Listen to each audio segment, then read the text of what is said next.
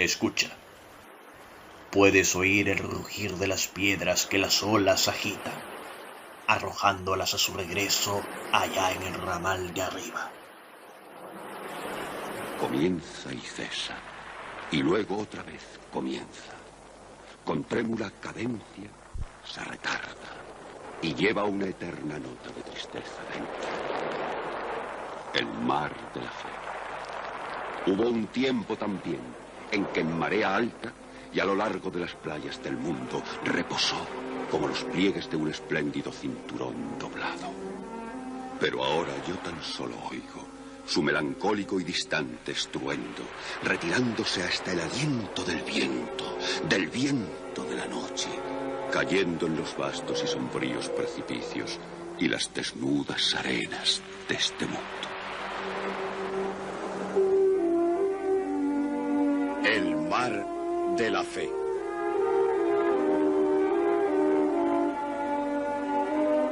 El universo mecánico.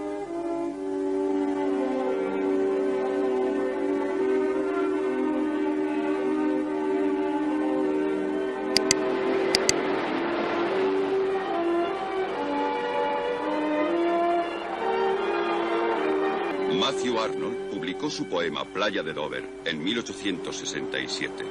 Tomó la retirada de la marea como una metáfora del declinar de la religión en la Inglaterra victoriana.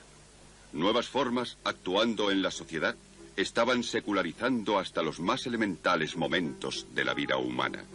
Se hacía posible simplemente registrar un nacimiento sin bautizar a su hijo para que recibiera una educación proporcionada por el Estado. Casarse en una oficina de registro, puesto que la ley matrimonial estaba también siendo asumida por el Estado. El matrimonio se estaba convirtiendo en un contrato civil.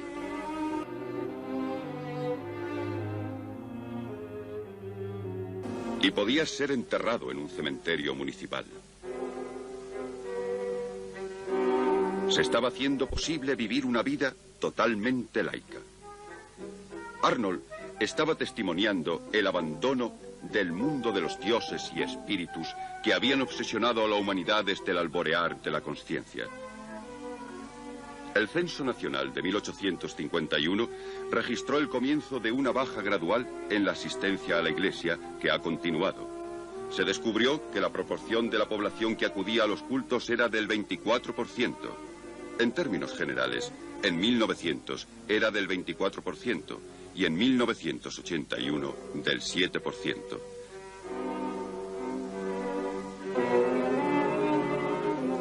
La Iglesia, que en tiempos controló toda la sociedad, se ha hecho marginal.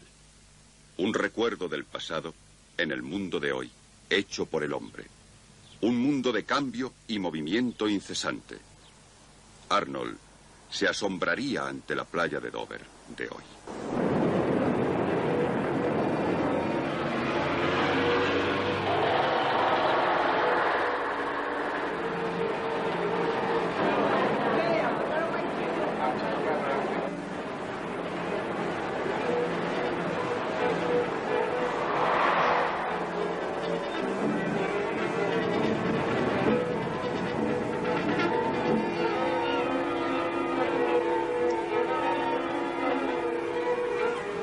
Este inquieto nuevo mundo, basado en la ciencia y la tecnología, apareció por primera vez en la Inglaterra de Arnold. Hoy, claro está, eso domina en todas partes y ha sumido a las más viejas creencias y culturas en la crisis. ¿Por qué es así? Porque el nuevo mundo debe su éxito a un inexistente, inquisitivo y escéptico hábito mental que considera todas las creencias culpables, hasta que han demostrado su inocencia. Y eso ha tenido el efecto de socavar fatalmente la confianza de la gente en las viejas certidumbres con las que solían vivir. Hoy mucha gente no sabe en qué creer. Yo soy lo que llaman un filósofo de la religión. Como cristiano, quiero saber de qué forma, si hay alguna, es posible hoy para nosotros la fe cristiana. Como filósofo, quiero saber qué visión de la vida y qué bases de valores aún nos quedan. Así que en estos programas hemos elegido cierto número de acontecimientos decisivos y de grandes pensadores. El programa de hoy, por ejemplo, se centrará en el momento en que la vieja visión religiosa del mundo al fin se quebró. La nueva visión científica de este comenzó a reemplazarla. Conforme avancemos, le daremos tanto espacio a los ateos como a los creyentes, porque se lo merecen. También ellos tuvieron que luchar por una filosofía de la vida y nuevos valores. Bien, Matthew Arnold no fue solo uno de aquellos románticos conservadores que se angustiaban por lo que se perdía. También trató de reconstruir y escribió libros de teología radical. Y trataremos de ser conservadores, porque contaremos la historia de un modo que muestre la forma de la nueva realidad que está apareciendo. La primera indicación llegará en este programa, porque veremos los principios de un proceso por el cual toda nuestra visión del mundo se hizo más centrada en el hombre, en el sujeto humano. Así que, ahora, comencemos. La cultura occidental ha sido tan laica durante tanto tiempo que no es fácil recordar cómo era una visión del mundo plenamente religiosa. Pero hay una imagen de ello. Estoy ahora en el profano, neutral y público mundo de la calle, pero vamos a cruzar una frontera. Todo arco, puerta o umbral simboliza la transición de un mundo a otro. Lich significa cuerpo, y la puerta Lich era el lugar donde el cadáver descansaba, esperando ser llevado a su última morada. Nuestro espacio está medido en una escala abstracta y métrica, pero estos espacios están ordenados en otra de grados de significado sacro. El camposanto es un lugar intermedio entre los mundos, donde los muertos yacen dormidos esperando la llegada del Señor. En la puerta oeste de la iglesia cruzamos otra línea y entramos en el mundo sagrado.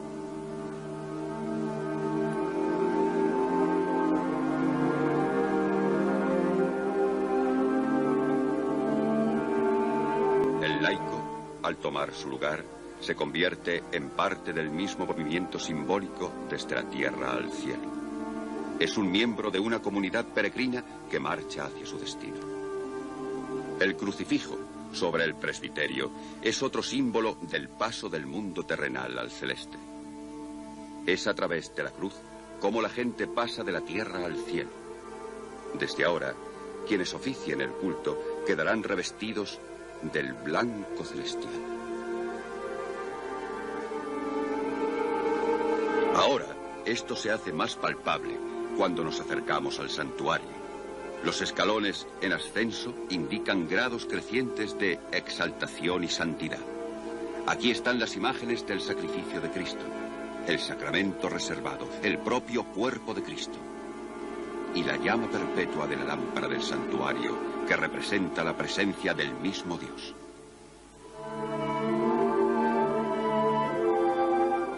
Ahora imaginemos esta experiencia de grados crecientes de sacralidad.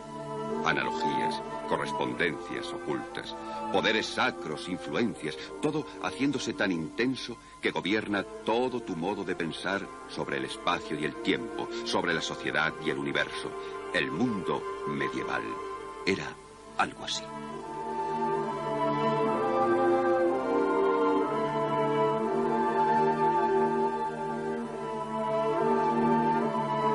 Donde vemos el mundo en términos de mecanismos y matemáticas, ellos lo veían en términos míticos, médicos y religiosos. Para ellos el mundo sobrenatural irradiaba una especie de poder sagrado y organizador que estructuraba toda su experiencia del espacio y el tiempo, el mundo y la sociedad, y la historia de la vida individual. La vieja visión cristiana del universo era una mezcla de la Biblia y la ciencia griega, procedente en especial de Aristóteles. El universo era una esfera perfecta de más de 100 millones de kilómetros, hecho de materia cristalina llamada quinta esencia. Dentro de ella estaban los 7 cielos de varios planetas errantes. Pero ninguno de ellos era un espacio muerto y vacío. Eran los palacios de cristal de los bienaventurados muertos, llenos de vida y movimiento. Pero su movimiento no les era propio. El universo tenía que ser continuamente potenciado desde fuera, porque Aristóteles había demostrado que todo movimiento depende de otro previo, y así se iba remontando hasta un inamovible primer impulsor, a saber, Dios.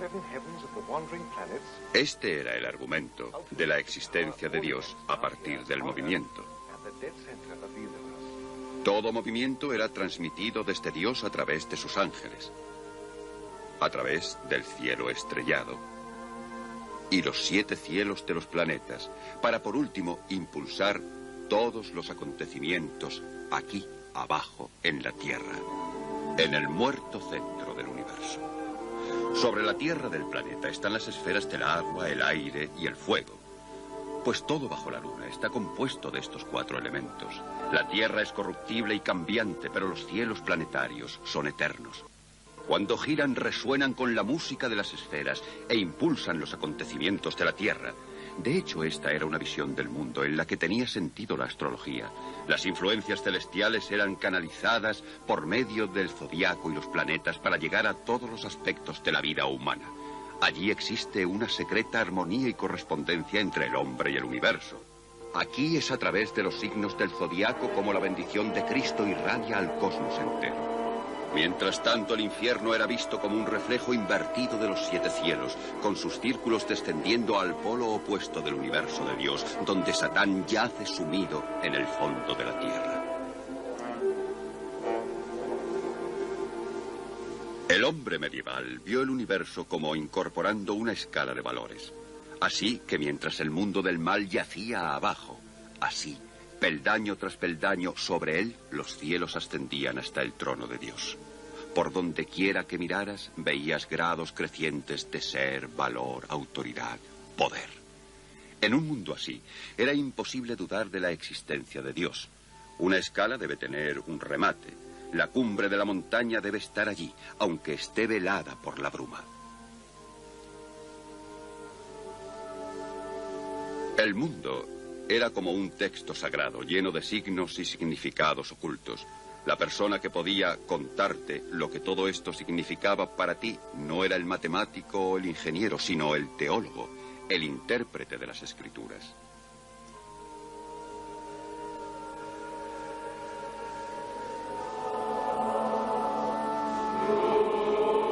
La visión medieval del mundo daba un respaldo cósmico a las autoridades de la Iglesia y el Estado. Aquí, en el exterior de una iglesia romana, las jerarquías terrenas y celestiales se mezclan en la escalera que une la tierra con el cielo. Ángeles, profetas, apóstoles y obispos. Las autoridades en la tierra son legitimadas desde lo alto, uniendo el orden social con el cósmico.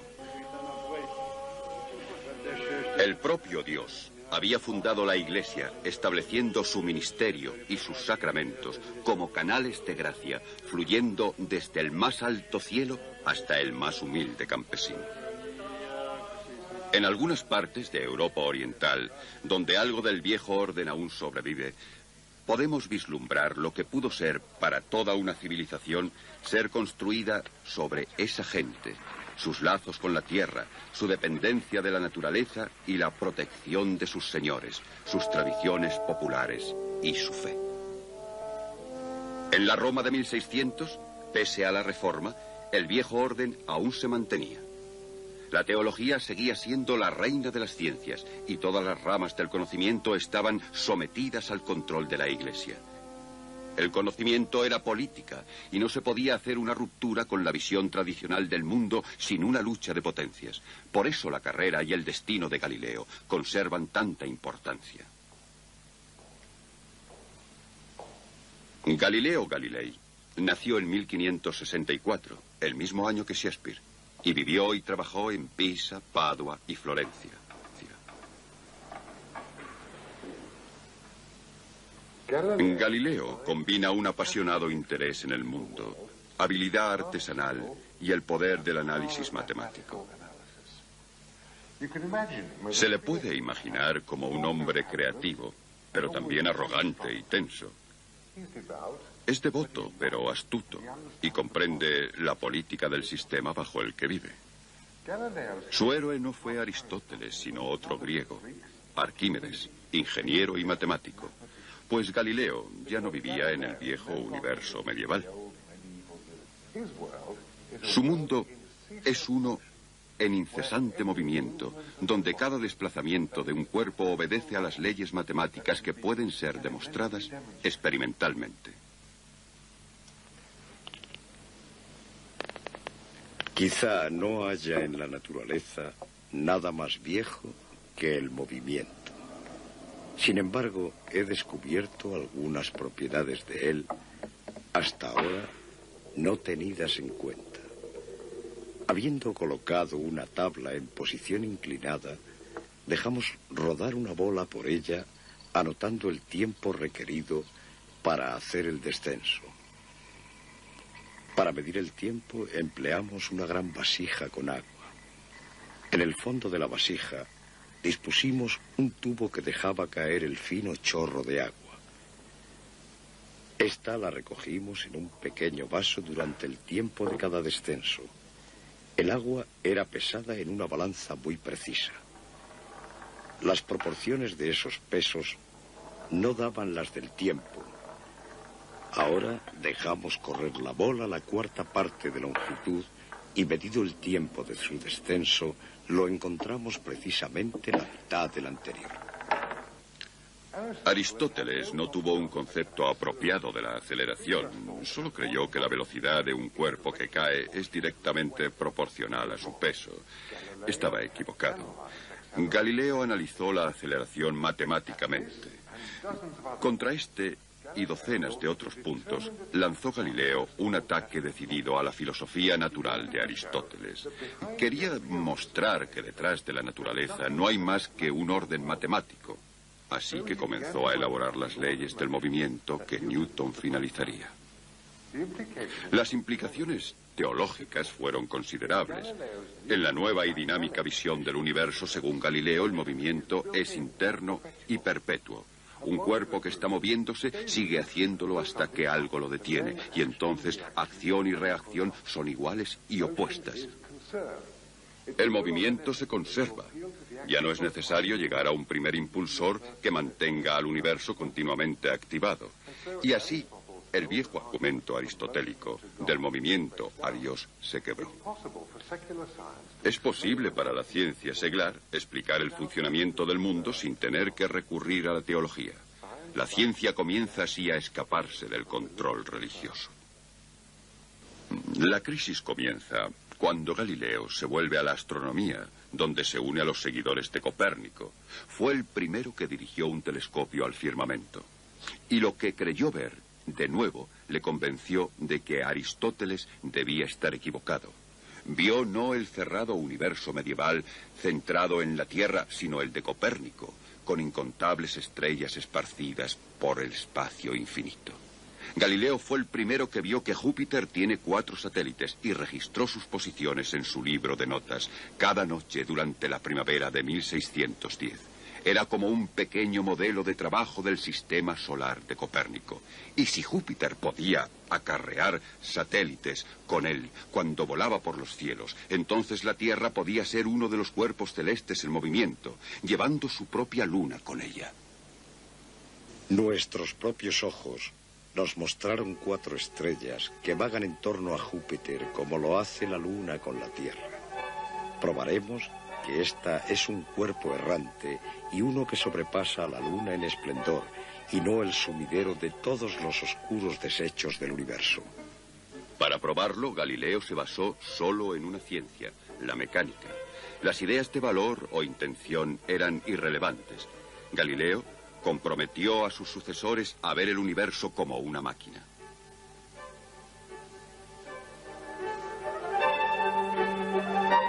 La nueva visión del universo era inquietante. Algunos pensadores hablaban del universo y no de Dios como infinito y eterno. Por estas herejías, otro seguidor de Copérnico, Giordano Bruno, fue quemado en Roma en 1600. Así que los descubrimientos de Galileo podían ser fácilmente vistos como amenazadores. Los eclesiásticos mantenían que era demasiado dogmático el atacar a Aristóteles, que no podía probar la verdad de sus opiniones y que en cualquier caso las escrituras decían que la Tierra estaba fija. En 1616, según un documento vaticano, el comisario general de la Inquisición obligó a Galileo a prometer no mantener, enseñar o defender la doctrina de que el Sol está inmóvil y la Tierra se mueve. Esta acción fue ilegal y el documento no lleva firma. Aún así, más tarde sería usado contra él. Galileo fue una notable figura pública con muchos amigos influyentes y poderosos, incluyendo al Papa.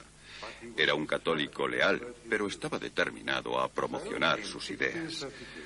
Así que en 1632 publicó su obra Diálogos concernientes a los dos máximos sistemas del mundo, habiendo obtenido primero los debidos imprimatur de Roma. Esto debió ser así correcto, pero el libro causó una tormenta. Una comisión lo hojeó y luego lo envió a la Inquisición, y Galileo fue llamado a Roma. Mientras tanto, sus enemigos jesuitas comenzaron a trabajarse al Papa. Su santidad decreta que el dicho Galileo debe ser interrogado con respecto a sus intenciones, incluso con la amenaza de tortura, y para ser condenado a prisión como mejor disponga la Santa Congregación, y se le ordene no tratar más, de ningún modo, ya sea verbal o por escrito, de la movilidad de la Tierra y la estabilidad del Sol. De otro modo incurrirá en las penas por reincidente. 6 días después le fue leída la sentencia a Galileo en el convento de Santa María Supra Minerva y se retractó. Se retractó diciendo: Yo, Galileo, hijo del difunto Galileo Galilei, florentino de 70 años de edad, juro que siempre he creído, creo, y con la ayuda de Dios en el futuro creeré todo lo que es mantenido, predicado y enseñado por la Santa, Católica y Apostólica Iglesia. He sido juzgado de ser vehemente sospechoso de herejía, esto es, de haber mantenido y creído que el Sol es el centro del mundo e inmóvil y que la Tierra no es el centro y se mueve. Por tanto, con corazón sincero y fe desprovista de pretensiones, yo adjuro, maldigo y detesto los antes dichos errores y herejías. Y si yo violara, prohíbalo Dios, cualquiera de mis promesas y juramentos, me someto a todos los castigos y penas impuestos y promulgados en los cánones sagrados. Así que me ayude Dios y estos santos evangelios que yo toco con mis manos.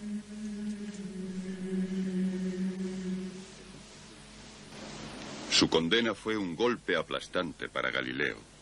Escribió a su hija, una monja franciscana, que su nombre había sido borrado del libro de los vivos.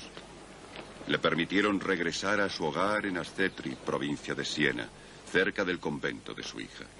Ella hizo penitencia por él, recitando los salmos penitenciales, y él permaneció confinado en su finca, bajo la supervisión de la Inquisición. Su salud era mala. Al año siguiente su hija moría, para su gran pesar. Pero logró reanudar su trabajo y recibir visitas. John Milton vino a verle. Y seguía creyendo que su nueva ciencia era consecuente con la doctrina católica. Dios, decía él, hizo 2 libros, la naturaleza y las escrituras, en 2 diferentes lenguajes. La naturaleza en el exacto de las matemáticas, las escrituras en el menos preciso de los hombres. Creo que la Santa Biblia es a menudo muy obtusa y puede querer decir cosas bastante diferentes de lo que sus escuetas palabras significan. El gran libro de la naturaleza está escrito en el lenguaje de las matemáticas y sus caracteres son triángulos, círculos y otras figuras geométricas. La naturaleza nunca quebranta las leyes impuestas sobre ella. Por esa razón, nada de lo que el sentido y la experiencia ponen ante nuestros ojos o necesarias demostraciones nos prueban, debe ser puesto en cuestión y mucho menos condenado por el testimonio de pasajes bíblicos que pueden tener algún significado distinto bajo sus palabras. La Biblia no está encadenada a condiciones tan estrictas como aquellas que gobiernan los efectos físicos, ni Dios está con menos excelencia revelado en las acciones de la naturaleza que en la Biblia. Yo no creo que aquel que nos ha dotado de sentidos, razón e intelecto tenga intención de limitarnos su uso. Él no nos requerirá que negaremos sentido y razón en asuntos físicos que son puestos ante nuestros ojos y mentes por experiencia directa o necesarias demostraciones. Galileo era un gran realista.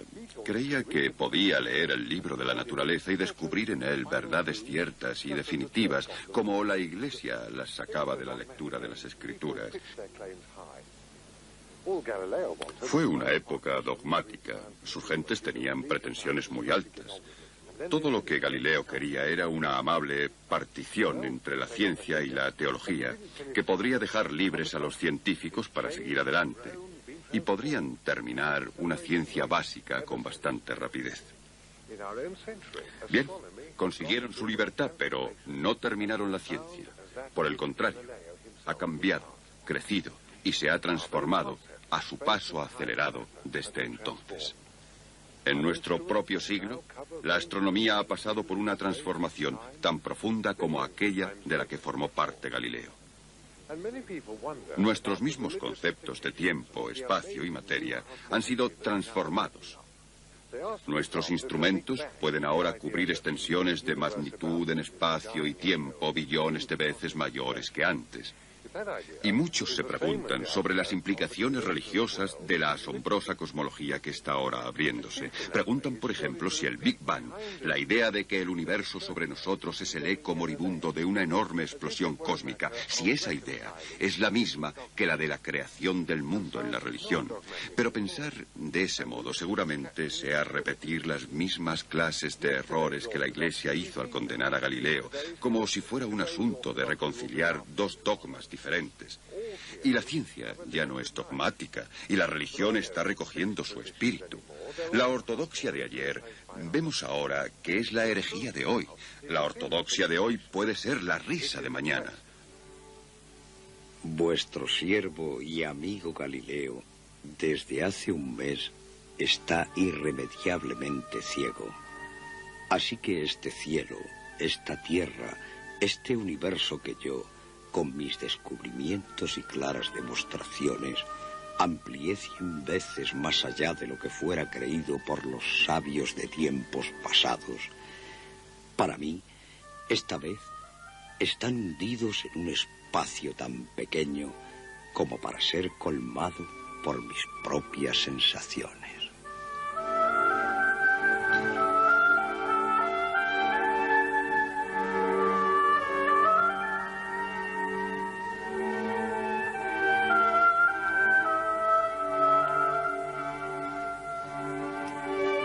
Han llegado nuevas de la pérdida de Galileo, que conmueven no solo a Florencia, sino a todo el mundo y todo el siglo. Ahora que ha cesado la envidia, la sublimidad de aquel intelecto comenzará a ser conocida. Servirá a la posteridad como guía en la búsqueda de la verdad.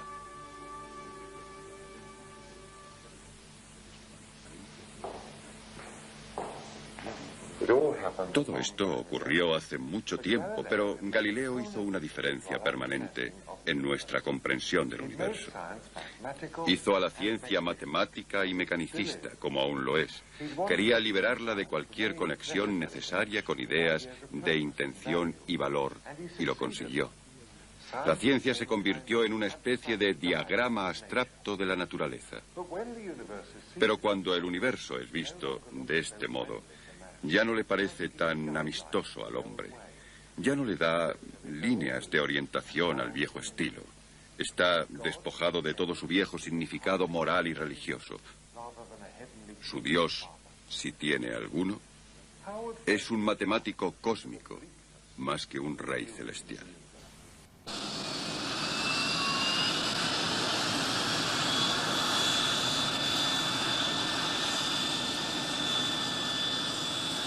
¿Cómo podrá la fe responder a la frialdad de esta nueva visión del universo?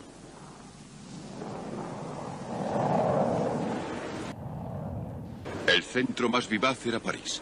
Fue aquí donde las implicaciones en la fe de la nueva ciencia se vieron con mayor nitidez. El hombre, con el más claro sentido de cómo había cambiado la situación humana, fue él mismo, un dotado matemático y científico.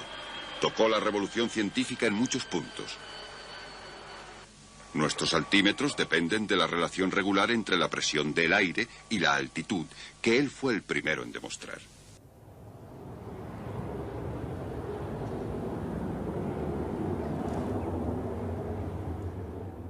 Un autobús de París aún circula por una ruta que él planeó. El primer servicio público regular del mundo, desde la Bastilla al Luxemburgo. Y los modernos ordenadores descienden de sus máquinas calculadoras. Su nombre fue Pascal. Y este es el ordenador que hizo en 1652. Puede que sea un poco tosco, pero funciona. Pascal fue llevado a París por su padre en 1631 a la edad de 8 años. Su madre murió en su infancia y el niño fue educado por su padre para que fuera precoz. Y lo fue. Publicó su primer libro sobre las secciones cónicas en geometría a los 17 años. Tras eso su reputación creció rápidamente y fue presentado a los principales pensadores de la época.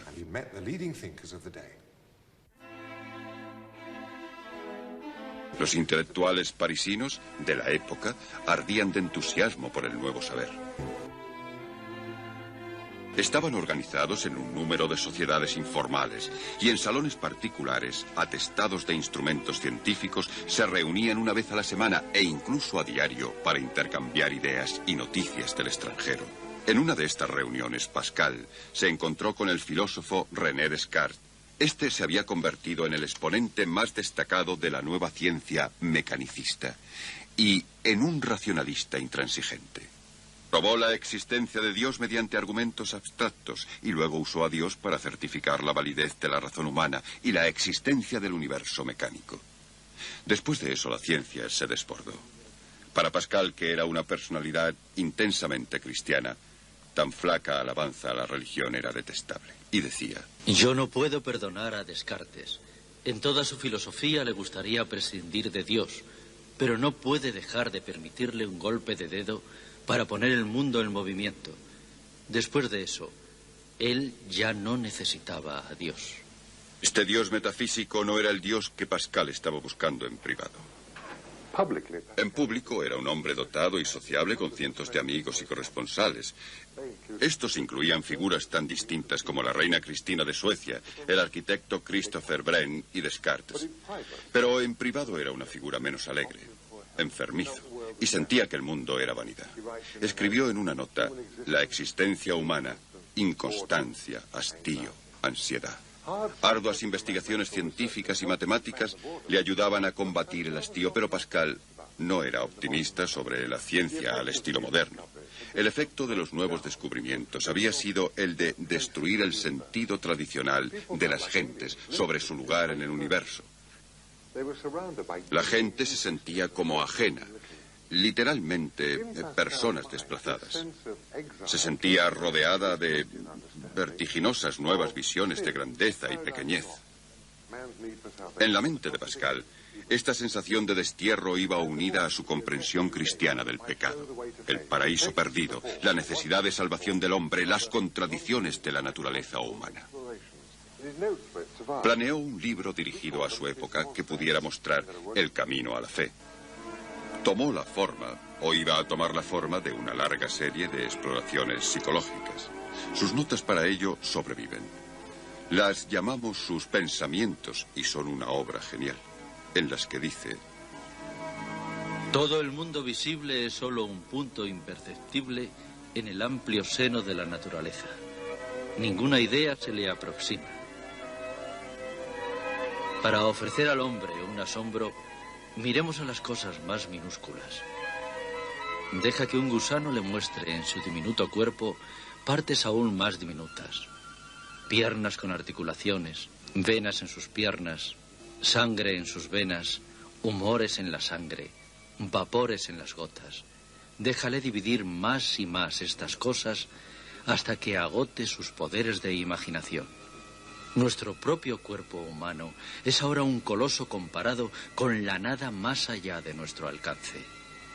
De las dos infinitudes de la ciencia, la de lo grande es mucho más obvia.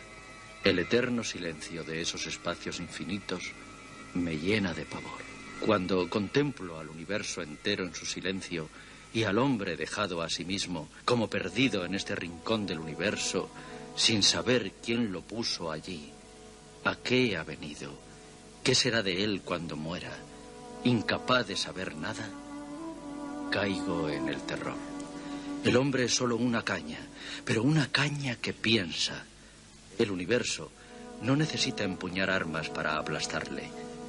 Un vapor, una gota de agua, bastan para matarle. Pero aunque el universo le aplaste, el hombre aún seguiría siendo más noble que su asesino, porque sabe que está muriendo. El universo no sabe nada de eso. La grandeza del hombre le llega de saber su miseria. Consideremos este punto y digamos, o bien existe Dios o no existe. Pero, ¿cuál de estas alternativas escogeremos?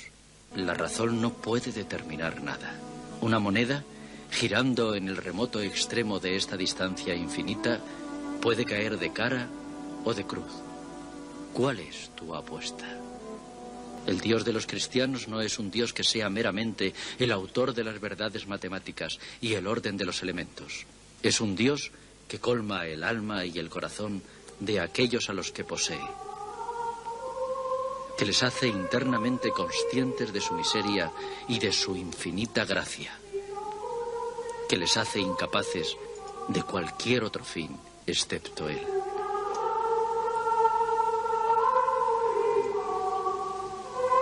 Es el corazón quien percibe a Dios, no la razón. El corazón tiene sus razones, que la razón no sabe nada. Desde 1646, la familia Pascal se implicó en un movimiento centrado en el convento de Port-Royal. Sus enseñanzas acentuaban lo corrupto de la naturaleza y la necesidad de romper con el mundo y vivir una vida de converso. La hermana de Pascal, Jacqueline, fue profundamente influida y quiso entrar en el convento. Tanto su padre como Pascal se opusieron. Una de las causas pudo ser que habría que aportar una cuantiosa dote. Así que existía una tensión en la familia que afectó mucho a Pascal. Pero en 1651 el padre murió. Al año siguiente, Jacqueline entró en el convento. Pascal se instaló en esta casa en París. Ahora estaba solo. Habiendo perdido a su padre por la muerte, a una hermana por matrimonio y a la otra por la vida religiosa. Tenía 30 años y su desarrollo personal se acercaba a su clímax. La experiencia decisiva llegó a altas horas de una noche de un lunes de noviembre de 1654. Esto reconcilió a Pascal con su hermana y la implicó con Port-Royal, pues entonces vio que sus enseñanzas eran la conclusión lógica de su propio pensamiento. La experiencia le enseñó algo parecido a esto. Dios está oculto a los sabios. La paradoja de la grandeza y la miseria del hombre, que tanto preocupó a Pascal, es abordada y resuelta por una respuesta. La divina paradoja de la ocultación de la gloria de Dios en la fragilidad de Cristo. Pascal descubre a su Dios oculto más profundamente escondido y por tanto más profundamente revelado en la pasión de Cristo. Esta era la teoría, pero la experiencia cuando llegó fue aplastante. Año de gracia de 1654, lunes 23 de noviembre. Desde las 10:30 de la noche hasta las 12:30. Fuego. Dios de Abraham, Dios de Isaac, Dios de Jacob, no de filósofos y eruditos. Certeza. Certeza. Efusión. Gozo. Paz. Dios de Jesucristo. Dios de Jesucristo, mi Dios y tu Dios.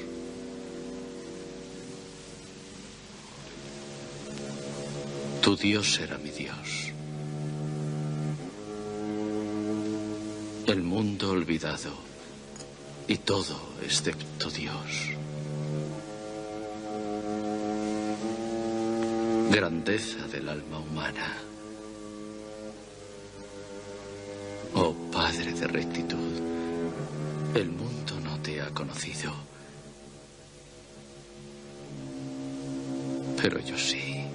Gozo, gozo, gozo, lágrimas de gozo. Pascal copió esto en un trozo de pergamino. Fue encontrado cosido a sus ropas cuando murió a la edad de solo 39 años.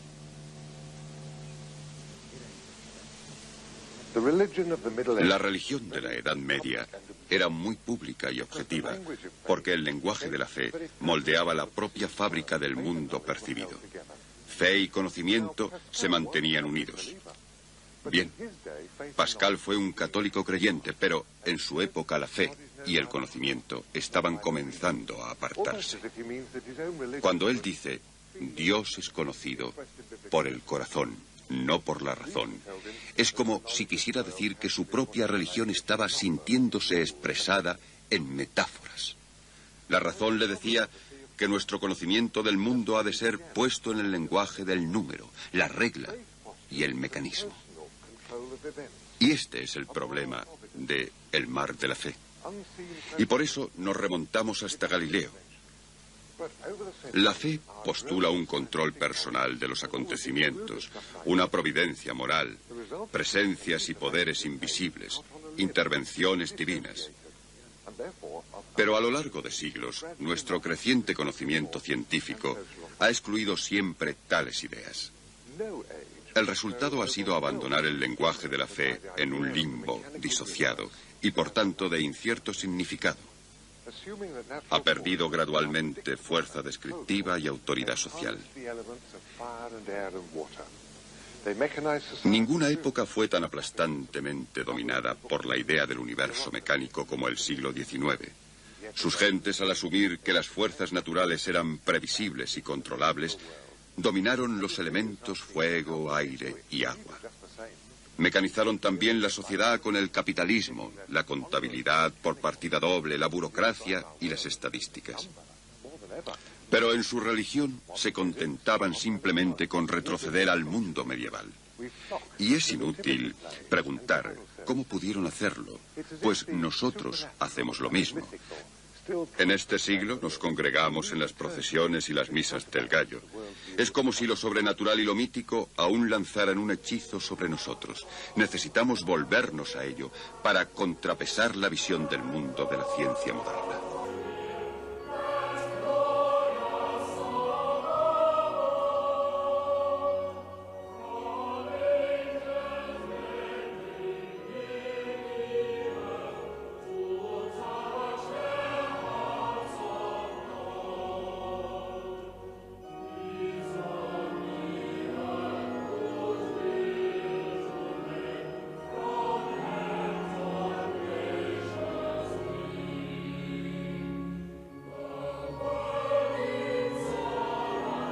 Ángeles inclinándose cerca de la tierra para tocar sus arpas de oro. Recuerdo que canté estas palabras en la Navidad de 1957, en mis días de estudiante. Fue poco después de la partida del Sputnik y de pronto me sentí un tonto. ¿Por qué estaba celebrando un mundo que había desaparecido hacía siglos?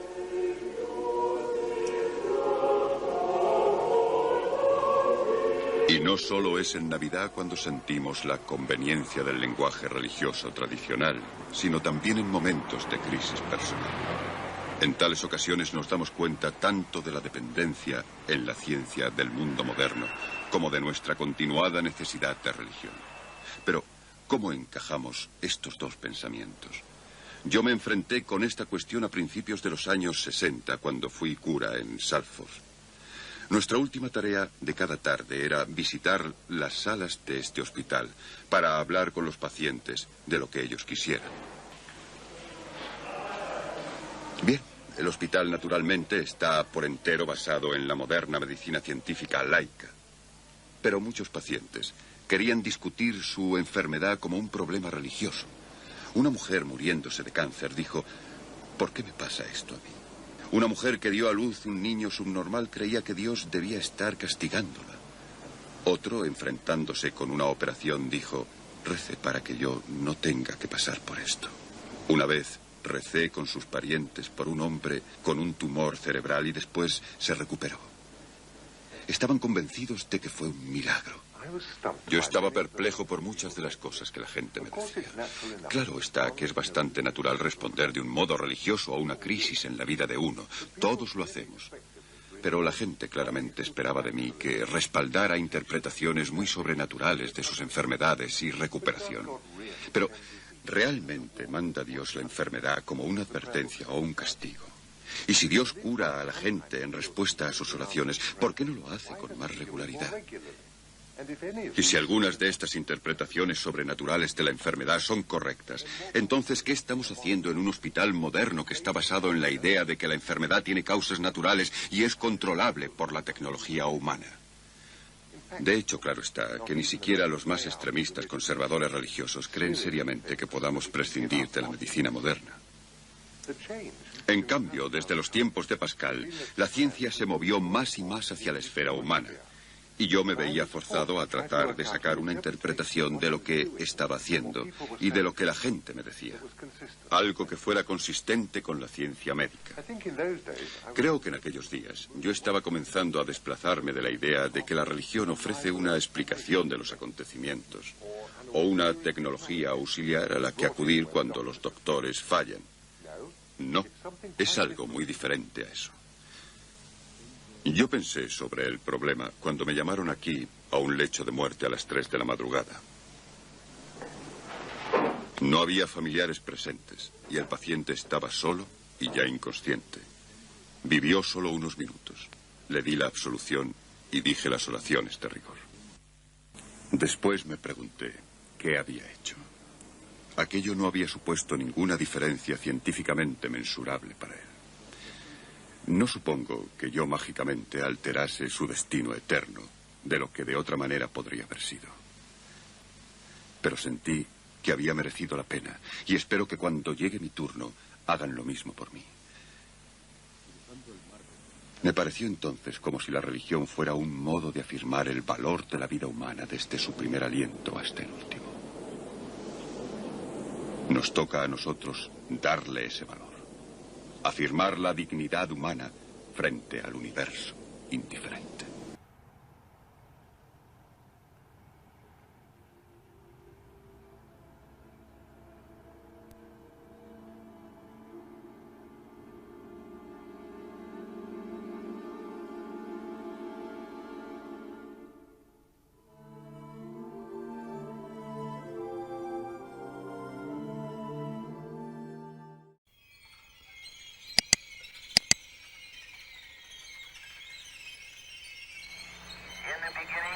En el principio, Dios creó los cielos y la tierra no tenía falla, y la oscuridad estaba sobre el rostro del abismo, y el Espíritu de Dios se movió sobre las aguas, y Dios dijo: hágase la luz.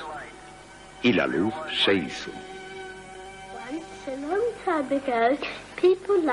Hace ya mucho tiempo, a la gente le gustaba tanto el mundo que decidieron escribir una historia sobre él.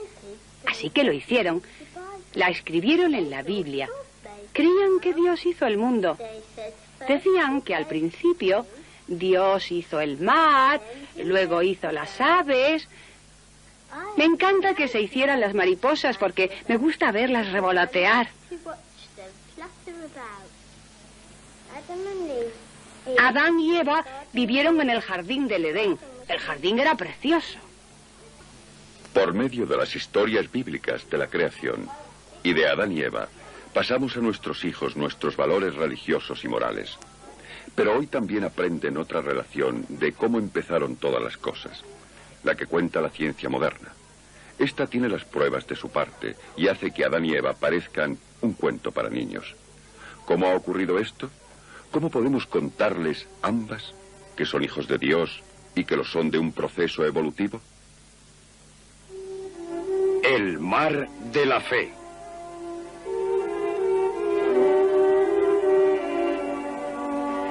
El animal humano.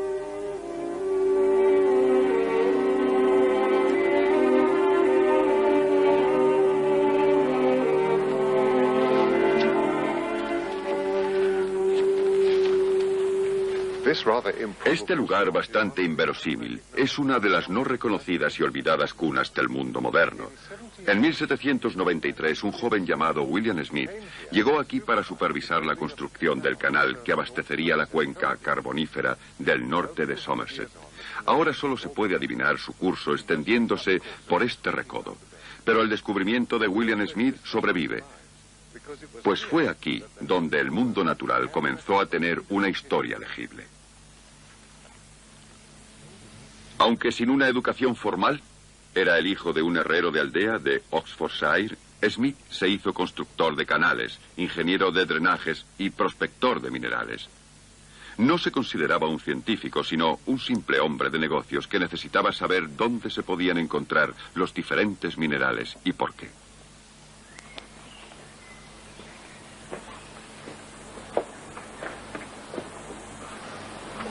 Un pozo de mina le proporcionó un profundo corte vertical en el suelo y un canal le dio otro a lo largo. Uniendo los dos, pudo hacer una representación de la estructura subyacente en el terreno.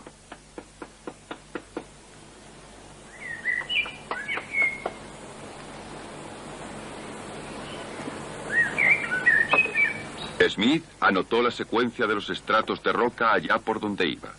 Y también hizo algo más. Smith recogió fósiles a gran escala. Aquí, en este lugar, en lo alto del ócrito inferior, recogió trigonios y un bivalvo. Más abajo, en el Diásico superior, descubrió estos belemites enrollados. Y los fósiles nunca estaban fuera de su secuencia. Smith se llevó sus ejemplares y sus notas a sus habitaciones en la granja Roseburn, a la que más tarde llamó la cuna de la geología. En 1796, cuando tenía aún tan solo 27 años, había demostrado que la sucesión de rocas y fósiles era la misma por toda Inglaterra y Gales. Bien, otros antes que él tuvieron un atisbo de la sucesión de los estratos, pero nadie había logrado definirla. La superficie de la Tierra es como una tarta de varias capas que haya sido aplastada y arrastrada. Las rocas se alzan en una parte y son erosionadas en otra. La sucesión es difícil de leer. Entonces, ¿por qué lo consiguió Smith? Lo hizo porque realizó observaciones a muy gran escala. Pudo obtener, por ejemplo, una sección del terreno como esta que contiene 20 estratos y que va desde Bath hasta Salisbury y después hasta Southampton. Desde la marca roja y la arenisca pasando por la caliza hasta la creta y la arcilla. Pero lo que aún es más importante, Smith vio el significado de los fósiles. Después de todo, un organismo vivo no se producirá fuera del periodo de su existencia en la Tierra.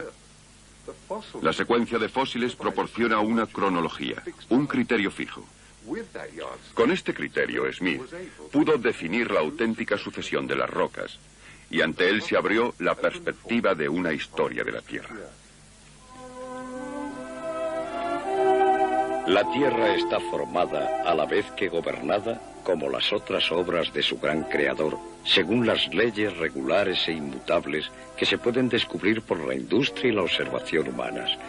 Grandes proporciones de la Tierra, en tiempos rebosantes de animación, y los animales y plantas así magníficamente conservados en las partes sólidas del interior de la Tierra, son tan distintos materialmente de aquellos que ahora existen, que pueden ser considerados una nueva creación.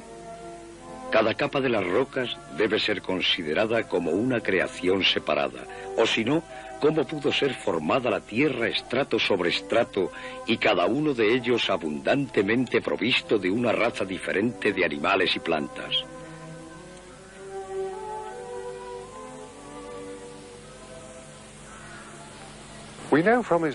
Sabemos por su biblioteca que Smith era un hombre sinceramente religioso. Y en aquellos días la gente se inclinaba a adoptar una visión bastante literal de la historia de la creación en el Génesis. Pero para Smith estaba claro que ya no podía pensar en la Tierra como algo que había sido hecho capa por capa, a menudo después de violentos cataclismos. Así que él postula una serie de distintos actos creativos divinos, cada uno de ellos superponiéndose al anterior de un modo parecido a cómo reconstruiríamos una ciudad sobre sus viejos cimientos. Así que cada uno de los 6 días bíblicos de la creación llegó, por tanto, a ser interpretado como una obra geológica completa, un largo periodo de cambio y cataclismos. Haciendo así del Génesis una alegoría, fue posible trabajar hacia una ciencia de la geología totalmente histórica. Esto fue al fin conseguido por Charles Lyell en 1830.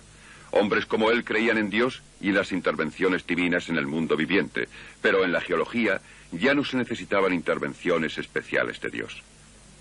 Él mantenía que en ella las causas naturales bastaban. Durante el siglo XIX, el público se mostró dispuesto a aceptar el paso de una creación bíblica en 7 días a otra separada para cada época geológica, y luego por fin a una historia natural geológica continua. Pero ¿podría darse a la vida el mismo tratamiento? Eso es más difícil, porque para mucha gente esta era en esencia sobrenatural. Solo se podía llegar a ser por el soplo del Espíritu Divino. Así que las controversias sobre el Génesis y la geología no fueron nada comparadas con la tormenta que estalló cuando la ciencia comenzó a ocuparse del origen y la evolución de la vida. E inevitablemente el registro de los fósiles estuvo en el centro de la discusión. Aquí en el Museo Sedgwick de Cambridge están dispuestos en sucesión, tal como le era asequible a la ciencia victoriana. En la antigua roca cámbrica, primitivas criaturas marinas, y después, según rastreamos a través de los tiempos, llegamos sucesivamente hasta los primeros moluscos, peces, anfibios, reptiles, aves y mamíferos.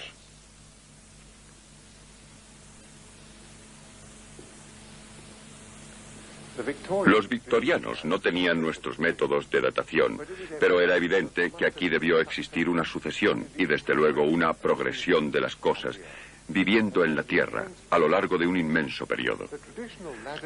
La tradicional escalera de la naturaleza, que se alzaba peldaño a peldaño desde los seres más inferiores hasta el hombre, se desplomó horizontalmente y se convirtió en una larga serie extendiéndose a través de los tiempos. Es evidente que la creación jamás quedó terminada y perfecta de una sola vez. Por el contrario, aún sigue su proceso. Y solo en los depósitos más recientes encontramos rastros del hombre. ¿Pero prueba todo esto la evolución? En los años 1830 el propio Charles Lyell no lo creía así. Después de todo, hoy día se puede ver cómo marcha el cambio geológico a gran escala. El cambio biológico no es tan obvio. Nuestra experiencia cotidiana más bien sugiere que las especies ya están fijadas. Así que él por el momento siguió pensando que Dios creó especialmente a cada especie cuando le llegó su momento y luego la puso en su ambiente más apropiado. Y toda su vida se mantuvo tajante en que la moral humana y las capacidades espirituales solo podían explicarse por una especial creación por Dios.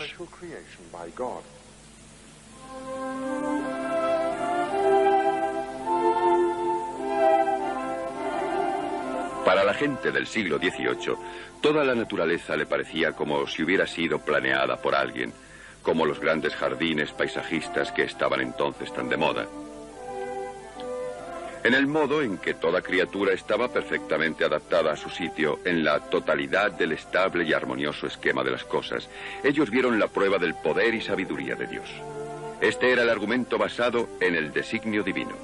Cuando los científicos comenzaron a ver la naturaleza históricamente, el reto era presentar una explicación mejor de cómo las cosas vivas llegaron a estar tan bien adaptadas a sus modos de vida y entre sí. Fue, por supuesto, Charles Darwin quien encontró una nueva explicación. Cuando en 1836 regresó de su viaje en el Beagle, ya estaba cobrando forma en su mente la nueva comprensión de la adaptación. Se instaló en Londres unos años, paseando por sitios como el recién abierto Zoo londinense.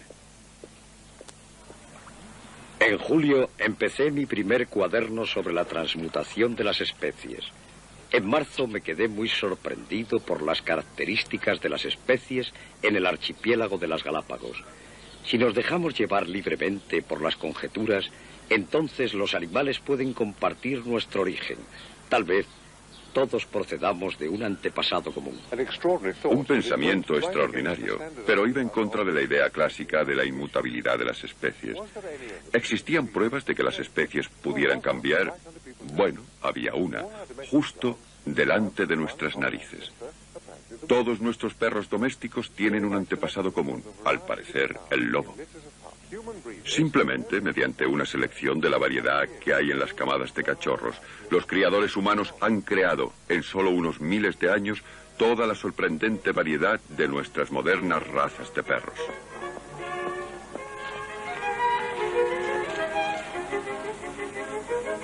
Los adversarios dirán: mostradnos las formas intermedias. Yo responderé: sí, si vosotros me enseñáis todas las fases que hay entre el bulldog y el galgo.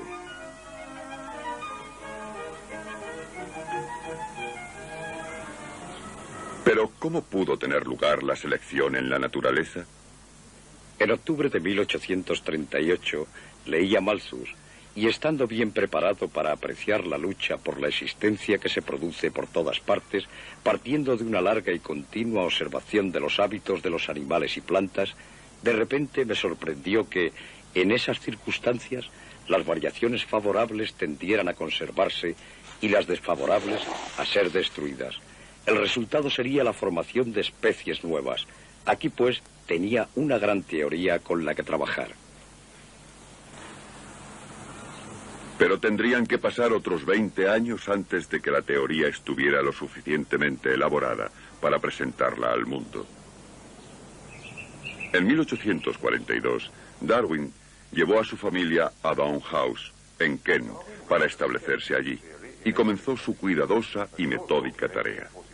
Darwin escribió un esbozo de su teoría en 1842, un folleto en 1844 y un libro muy largo a partir de 1854. Finalmente, en 1859, apareció la cuarta versión con el título Sobre el origen de las especies. Después de una gestación de 20 años, el libro se había convertido en una argumentación cuidadosamente elaborada que se anticipaba a cualquier objeción que se le pudiera ocurrir al lector. Y el origen de las especies no es, de ninguna manera, un libro deliberadamente provocador. Darwin ni siquiera discute la evolución humana. Solo dice discretamente que el origen del hombre será aclarado. Y hace la observación importante de decir que la psicología será en el futuro evolucionista. Habla de Dios como creador de todo el sistema de la naturaleza y de los primeros organismos vivos. Ni siquiera menciona sus pensamientos más oscuros sobre la crueldad de la naturaleza. En general, el tono del libro es optimista. Todavía tiene un cierto aroma de la antigua ciencia teológica de los sacerdotes naturalistas del pasado. Muchos científicos importantes y algunos clérigos liberales aceptaron rápidamente sus argumentos. Darwin tuvo sus aliados, pero ni él ni ellos pudieron hacer nada para alejar la furia que se cernió sobre su cabeza. Teniendo en cuenta la ferocidad con la que he sido atacado por los ortodoxos, parece grotesco que yo tuviera intención de ser clérigo. No dudaba en lo más mínimo de la verdad absoluta y literal de cada palabra de la Biblia. Cuando estaba a bordo del Beagle era bastante ortodoxo, pero poco a poco me di cuenta de que no se podía confiar en el Antiguo Testamento más que en los libros sagrados de los hindúes y en las creencias de los bárbaros, con su historia del mundo manifiestamente falsa, con la Torre de Babel y todo lo demás. A través de reflexiones como esta, dejé de creer gradualmente en el cristianismo como una revelación divina. Así que Darwin dejó de creer en la verdad literal de la Biblia siendo bastante joven. Y parece que nunca consideró la posibilidad de un punto de vista crítico o liberal de la Biblia. Pero ese no era el final de su religión, porque en su época la gente creía que la existencia de Dios, su designio y la creación del mundo y la inmortalidad del alma humana podían demostrarse con solo la razón, independiente de las escrituras o de la autoridad religiosa, simplemente efectuando deducciones a partir de los hechos de la naturaleza. A esto se le llama teología natural y Darwin tenía mucho interés en ella, no la dejó fácilmente. Pero Darwin era inglés, con cierto positivismo mental. Siempre consideró la creación especial mediante el designio de Dios como si fuera una explicación científica rival, como adversaria de su propia teoría. El único Dios que Darwin podía entender realmente era un Dios de hipótesis científica postulada para explicar el orden del mundo. A medida que ese tipo de Dios desaparecía progresivamente de la ciencia durante la vida de Darwin, también desaparecía progresivamente de su mente. El antiguo argumento del designio en la naturaleza falla ahora que la ley de la selección natural ha sido descubierta. Ya no se puede arguir, por ejemplo, que la hermosa charnela de un bivalvo debe haber sido hecha por un ser inteligente, como el gozne de una puerta por los hombres. No parece haber más designio en la acción de la selección natural que en la dirección en que sopla el viento. No obstante, permanece la imposibilidad de concebir este mundo inmenso y maravilloso, incluyendo al hombre, como el resultado de un cambio a ciegas o de una necesidad. Cuando pienso en ello, me veo obligado a buscar una primera causa, con una mente inteligente. Esta conclusión estaba arraigada en mi mente en la época en que escribí El origen de las especies, y solo desde entonces, y a través de muchas fluctuaciones, se fue debilitando gradualmente. Pero entonces surge la duda. ¿Se puede confiar en la mente del hombre, la cual, como estoy plenamente convencido, ha evolucionado a partir de mentes tan rudimentarias como las que tenían los animales inferiores a la hora de extraer tan importantes conclusiones? No puedo pretender arrojar la más mínima luz sobre problemas tan difíciles de entender. El misterio del comienzo de todas las cosas es insoluble para nosotros, y yo por lo menos debo contentarme con ser agnóstico. Mucha gente siguió este lado más oscuro y agnóstico del pensamiento de Darwin. El proceso del mundo era amoral y el hombre estaba encerrado en él. No quedaba lugar para las ideas de una providencia benévola y de vida después de la muerte. Sin embargo, cuando era apremiado, el mismo Darwin reconocía que la evolución podría ser compatible con la fe en un creador. Dios tal vez había elegido esta extraña forma para darnos el ser. Así los cristianos liberales consideraban que Darwin enseñaba que la ley de la vida es el progreso a través de la lucha y el sufrimiento. No obstante, tanto para los optimistas como para los pesimistas, Darwin marcó un gran cambio en nuestros puntos de vista de la vida.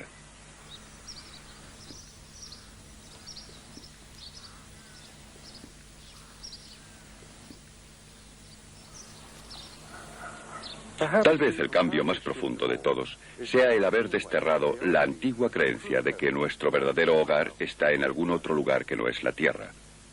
No somos, al parecer, almas inmortales solo temporalmente alojadas en estos cuerpos. Más bien somos productos de la naturaleza. Estamos insertos en ella. Somos de la Tierra y a ella volvemos. Así que el antiguo tipo de religión ascética que castigaba y reprimía la naturaleza humana en aras de una vida mejor en algún otro lugar, parece ahora vano.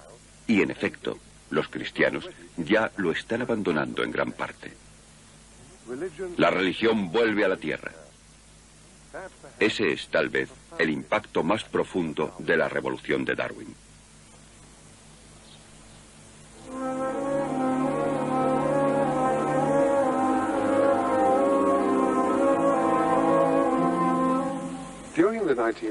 Durante el siglo XIX, la gente comenzó a mirarlo todo desde un aspecto histórico. La geología se había vuelto histórica, y puesto que la historia de los fósiles está entrelazada en las rocas, la biología inevitablemente también tuvo que volverse histórica. Pero el sistema nervioso central del hombre y el comportamiento humano tienen un pasado animal. Así que, inevitablemente, como Darwin había predicho, la psicología fue la siguiente disciplina en volverse también histórica. El resultado fue una revolución en la comprensión de la personalidad humana. El ser humano comienza a ser visto a imagen y semejanza de estos estratos rocosos. Se han formado capa a capa. Bajo la mente consciente superficial están las capas de las mentes preconscientes e inconscientes. Y todo se apoya en bases muy antiguas que tal vez ya no podamos ver y de las que no somos conscientes. No obstante, están todavía ahí, apoyándolo. En la cultura europea tradicional, los principales expertos en la naturaleza humana fueron el predicador, el moralista y el filósofo. El hombre era entendido en términos de su relación con Dios. Los conceptos básicos eran la razón, la conciencia, la voluntad. Y los filósofos habían estado de acuerdo en esto. Solo unos pocos intentaron colocar al hombre firmemente en la naturaleza, como Hume y Schopenhauer. Pero ahora Darwin había inclinado decisivamente el equilibrio del argumento. Después de él se abrió un campo de acción para elaborar una nueva teoría de la personalidad humana, en la cual los conceptos básicos serían ahora los instintos biológicos, la economía de las emociones y, por encima de todo, la sexualidad. En 1899, Sigmund Freud trajo a su familia aquí, a Berchtesgaden, en Baviera, para pasar unas vacaciones de verano. Y volverían muchas veces. Freud estaba esforzándose para escribir La interpretación de los sueños, que sería el libro clave del nuevo siglo. En su portada puso un lema de Virgilio: si no puedo dominar a los dioses de arriba, entonces incitaré al submundo.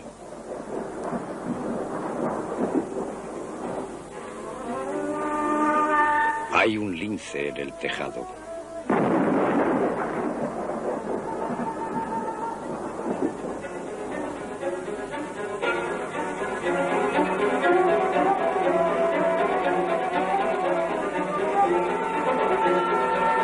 Mamá está muy enferma.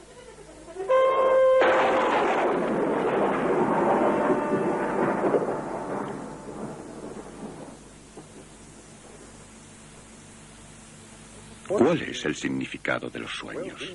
Los sueños son pensamientos, y Freud era un determinista que creía que todos los pensamientos tenían causas.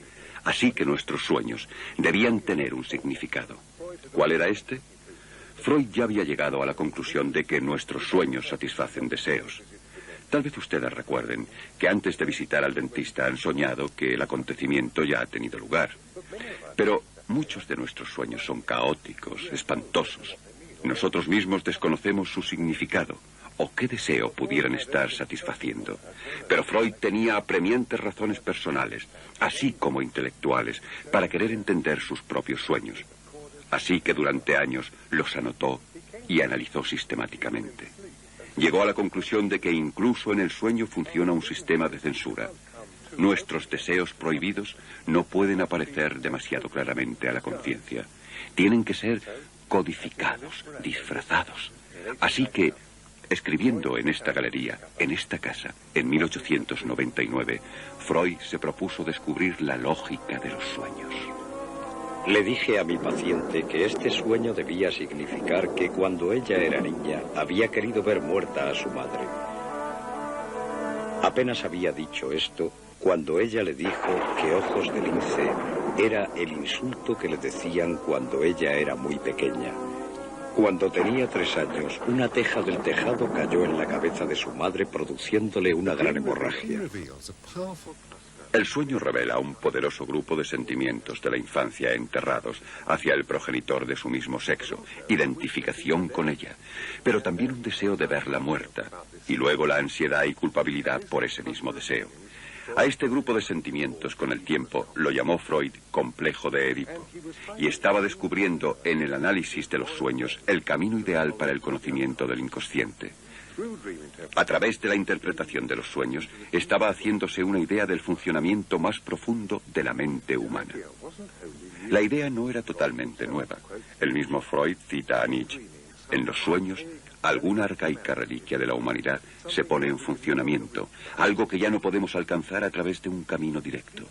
en su nivel más profundo, la mente humana acuña metáforas mediante las cuales fabricamos a nuestro alrededor una envoltura protectora que nos proteja de la verdad fundamental de nuestra propia condición.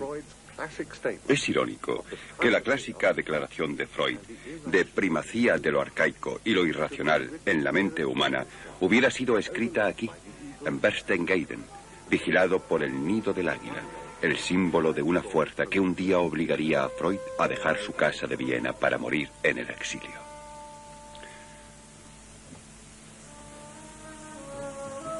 Freud llevó a su esposa a vivir en Bergase, Viena, en 1891. Aquí permanecieron hasta 1938. Al principio había pocas habitaciones y aún menos pacientes. Los discípulos, el reconocimiento internacional, la seguridad económica y el tratamiento de profesor no los consiguió Freud hasta que tuvo casi 50 años.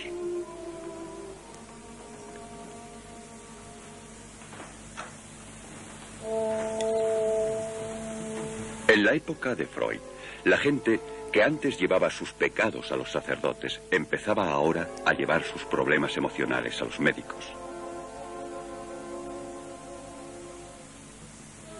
Pero el problema con muchos de los pacientes que se sentaron aquí, en la sala de espera de Freud, era que, aunque tenían ciertamente síntomas y sabían que algo malo les pasaba, ignoraban lo que era. Parecía como si la lesión estuviera en alguna región del inconsciente de la mente, en algún recuerdo enterrado que el paciente desconocía. El médico necesitaba una técnica para identificar los temores inconscientes que estaban atormentando al paciente, para sobreponerse a ellos. Pero para hacer esto tenía que encontrar un medio de llegar al área del inconsciente de la mente donde estaba arraigado el problema.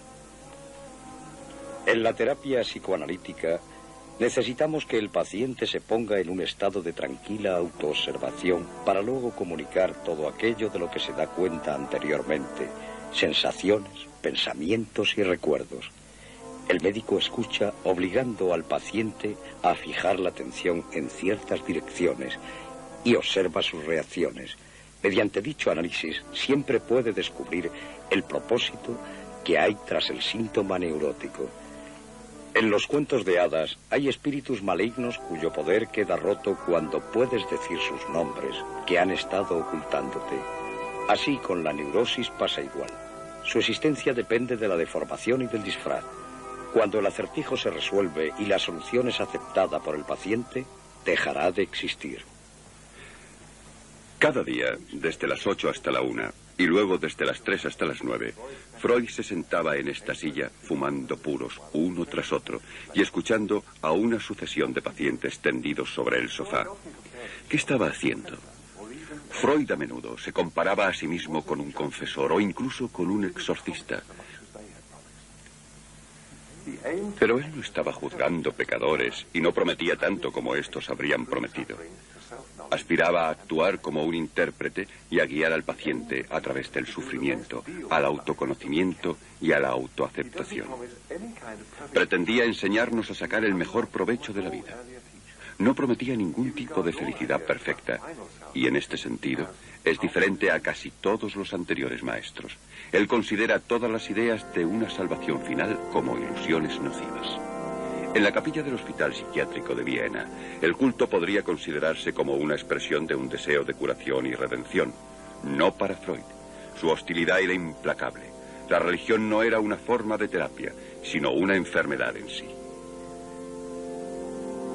Las ideas religiosas son ilusiones, realizaciones de los más antiguos, fuertes e insistentes deseos de la humanidad.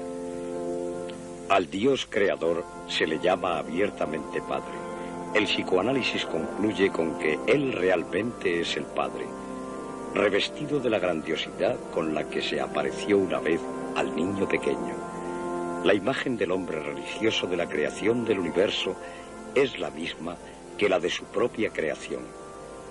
La fuerza emocional de este recuerdo, imagen y la naturaleza duradera de la necesidad de protección son los dos soportes de su creencia en Dios. Esto es lo que constituye la raíz de todo tipo de religión, un deseo del Padre. Pero el mundo no es una guardería infantil. Poderes oscuros, insensibles y poco amables determinan el destino humano y el sistema de recompensas y castigos que, tal como la religión gobierna el mundo, parece no tener existencia. Consideramos las enseñanzas religiosas como reliquias neuróticas y ahora podemos argumentar que ha llegado el momento de sustituir los efectos de la represión por el funcionamiento racional del intelecto. El rechazo de Freud de la visión cristiana del hombre no podía haber sido más completo. Él era una especie de científico racionalista victoriano que quería aumentar el control del ego consciente racional, pero su pensamiento dejó un escape. Toda su vida se sintió fascinado por lo arcaico y coleccionó estas maravillosas estatuillas orientales, primitivas y clásicas. Las consideró como si revelaran algo de la mente inconsciente. Él sabía que el inconsciente es la auténtica dinamo de la personalidad. Y es mucho más antiguo y más grande que el consciente, y piensa en aspectos míticos, mágicos y religiosos. Es la intención en nosotros de la mente religiosa arcaica. Y un seguidor de Freud podría muy bien decirse a sí mismo, ¿por qué está Freud tan preocupado con su racionalismo? Sin duda, para conseguir la integridad humana, lo que necesitamos es un matrimonio entre el consciente y el inconsciente. Tal vez el inconsciente solo parezca amenazador y desordenado, porque nos hemos apartado tanto de él, pero en realidad lo necesitamos. Aquí tal vez esté el germen de un nuevo entendimiento de la religión. Freud tuvo un seguidor cuyo pensamiento iba por estas directrices. Era Carl Gustav Jung. Casi 20 años más joven que Freud, Jung era hijo de un pastor protestante suizo. Ya había tenido éxito aplicando y desarrollando algunas de las ideas de Freud cuando los dos se conocieron en 1907 y se hicieron amigos íntimos. Pero en 1912 los profundos desacuerdos sobre la posición central de la sexualidad en la teoría de Freud y sobre el lugar de la religión llevaron a una ruptura completa y dolorosa. Jung se instaló en esta casa de Kuznach, cerca de Zúrich, donde ejerció como psicoterapeuta el resto de sus días. La inscripción que colocó encima de su puerta proclamaba su punto de partida personal. Tanto si se le llama como si no, Dios estará presente. Es una respuesta dada por el oráculo de Delfos en respuesta a una pregunta sobre una próxima batalla, pero para Jung significa: la cuestión religiosa es ineludible, tarde o temprano el inconsciente nos alcanza. Y cristaliza la diferencia entre Freud y Jung, que llevó a la ruptura en 1912. Freud había tratado sobre todo con neuróticos, gente con la que podía hablar, y vio que su cometido era el fortalecimiento del ego racional, de forma que pudiera hacer frente a la vida. Pero Jung, como psiquiatra de un hospital mental, trataba con el mundo más temible de la verdadera locura, la psicosis, donde el ego está arrollado por la violencia del inconsciente. Llegó a pensar que solo la religión podía nombrar los poderes que después se apoderan de la mente y la llevan hacia la salud espiritual. Estas ideas iban a ser en breve puestas a prueba en su propia experiencia. En el periodo de 1913 a 1919 sufrió una crisis en la mitad de su vida, igual que Freud la había sufrido a esa misma edad. Durante años, fuerzas y fantasías extrañas salieron a la superficie desde su inconsciente. Él lo anotó todo en sus cuadernos y dibujos. Reconoció que las imágenes que seguían surgiendo no eran puramente personales. Más bien, estaban sacadas del mundo primitivo de los mitos y simbolismos.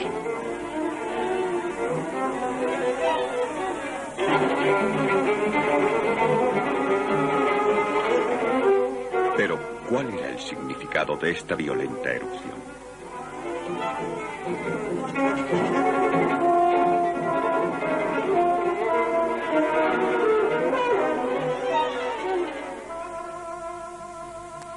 La primera indicación de que las experiencias de Jung podrían tener un propósito constructivo surgió cuando pintó su primer mandala en 1916. La figura es una especie de diagrama de la vida espiritual, más conocido en el budismo del Himalaya, aunque se encuentran figuras similares en muchas otras religiones, incluyendo el cristianismo. Se usan como ayudas en la meditación. Las fuerzas opuestas en la circunferencia se disipan en el centro inmóvil.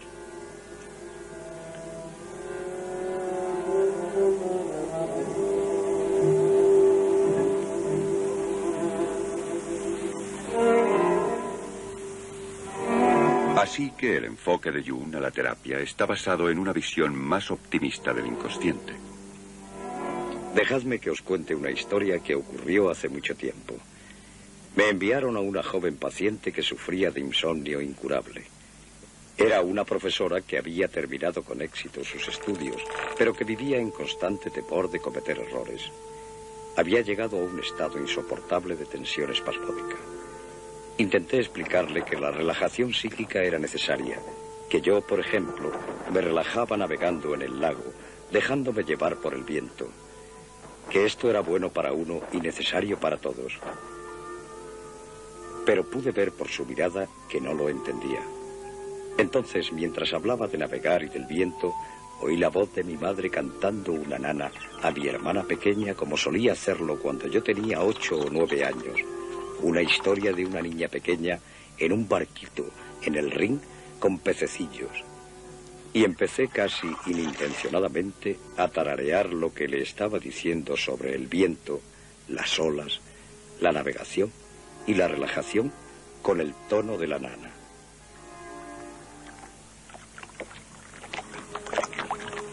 Pude ver cómo ella quedaba encantada. Años más tarde su médico me dijo, ella volvió curada y yo siempre he querido saber qué había hecho usted.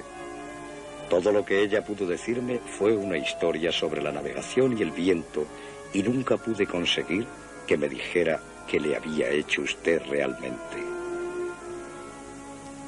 ¿Cómo iba a explicarle que simplemente había escuchado algo dentro de mí mismo? ¿Cómo iba a decirle que le había cantado una nana con la voz de mi madre? Un encantamiento como este es el tipo de medicina más antiguo, pero todo ocurrió más allá de mi entendimiento.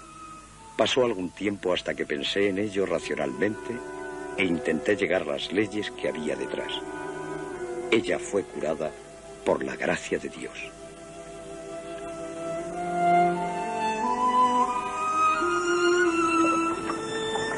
En Bollingen, cerca de Zúrich, Jung construyó, en gran parte con sus propias manos, la casa a la que llamó La Torre. Era su propio refugio personal, en el que pasó la mayor parte del tiempo en sus últimos 30 años de vida.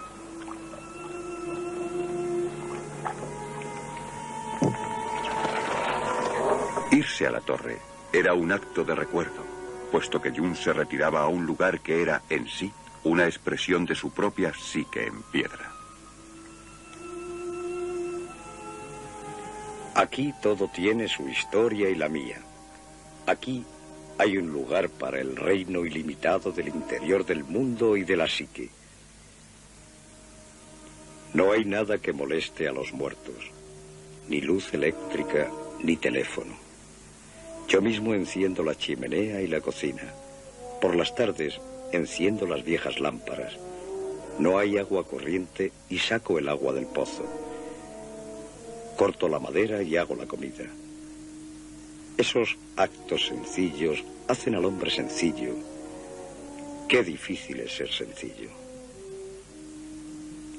En Bollingen, el silencio me rodea casi audiblemente y vivo en modesta armonía con la naturaleza. Surgen en la superficie pensamientos que se remontan a través de los siglos. Desde el principio pensé que la torre era, de algún modo, un seno materno, en el cual podía ser lo que fui, lo que soy y lo que seré. Me dio una sensación como si volviera a nacer en piedra. A veces siento como si me esparciera sobre el paisaje y dentro de las cosas, y yo mismo viviera en cada árbol, en las nubes, en el paso de las estaciones.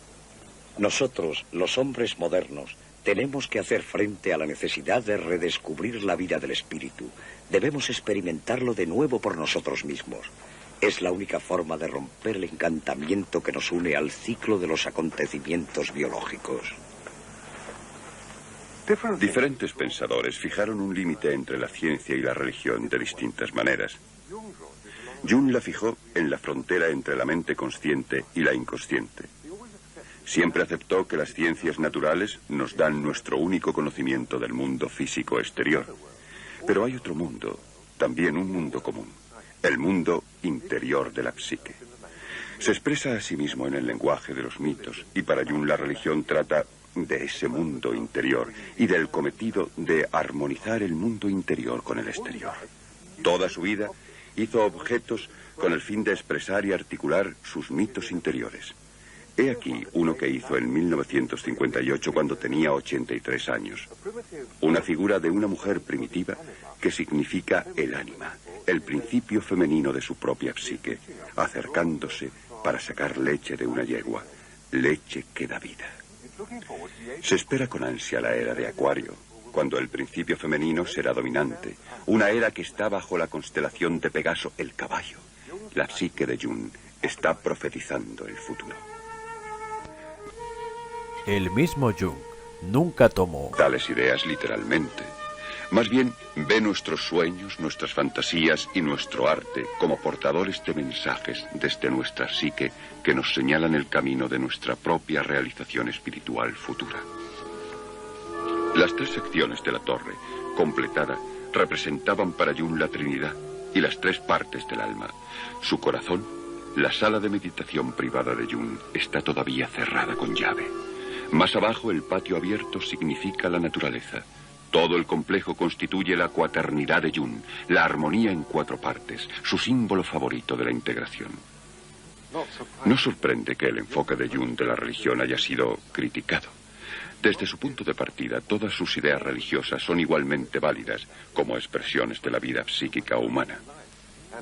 Y todas las verdades y objetos religiosos son simplemente psicológicos. Así que esto le llevaría a senderos bastante extraños, no solo a la astrología, sino también a la alquimia y al gnosticismo. Y en sus obras completas nunca habla de Dios como de algo más que la imagen de Dios en la psique humana. De todos modos, dentro de esos límites, Jung pudo hacer mucho. Y en respuesta a las acusaciones de ensimismamiento o misticismo, él respondía que lo que más necesita nuestra era es un redescubrimiento de la vida de la psique. Llegó a decir que estaba realizando un servicio público al retirarse a su torre. No solo dejó la puerta abierta para el mensaje cristiano, sino que lo consideró de mucha importancia, importancia capital para el hombre de Occidente. No obstante, ha de ser visto bajo una nueva luz, de acuerdo con los cambios aportados por el espíritu contemporáneo. De lo contrario, se aparta de los tiempos y no tiene efecto en la integridad del hombre. La idea de Dios es una función psicológica absolutamente necesaria de una naturaleza irracional que no tiene nada que ver con la cuestión de la existencia de Dios. El intelecto humano nunca podrá responder a esta pregunta y mucho menos dar ninguna prueba de Dios. Además, tal prueba es superflua, ya que la idea de un ser divino todopoderoso está presente en todas partes, inconsciente cuando no conscientemente, porque es un arquetipo. Por tanto, considero más acertado reconocer la idea de un Dios conscientemente, porque si no lo hacemos, convertimos a alguna otra cosa en Dios, generalmente algo bastante inapropiado y estúpido que solo un intelecto iluminado puede maquinar. ¿Y creía usted en Dios? Oh, sí. ¿Y ahora cree en Dios? Ahora... es difícil de responder. Lo sé. No necesito creer.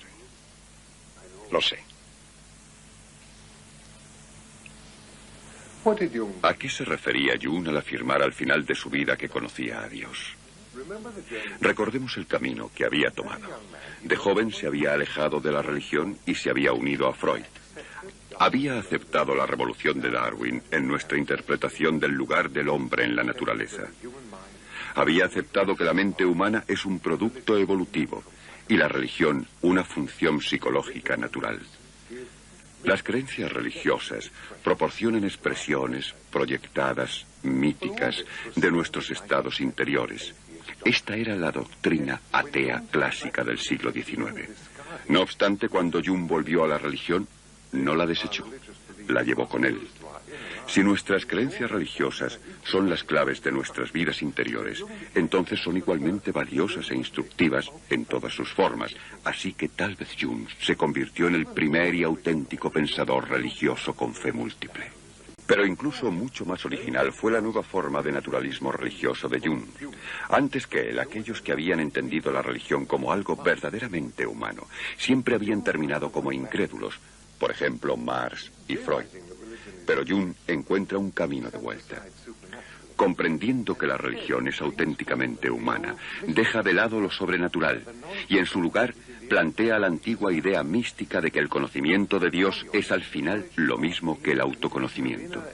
Para Jung el conocimiento de Dios significa un estado de integración, felicidad, sabiduría, armonía interior con el yo mismo y con toda la naturaleza. Eso que nuestras psiques están buscando durante toda la vida. Hasta ahora la posición de Freud, su reputación pública, había sido más alta, pero la nueva clase de naturalismo religioso de Jung tiene mucho que enseñarnos a todos. En efecto, sospecho que al final todos tendremos que seguirle. Y Bollingen es un lugar muy acertado para dejarle decir la última palabra. Mi vida es la historia de la autorrealización del inconsciente. Lo que somos para nuestra visión interior solo puede expresarse mediante el mito. El mito es mucho más individual y expresa la vida de forma mucho más precisa que la ciencia.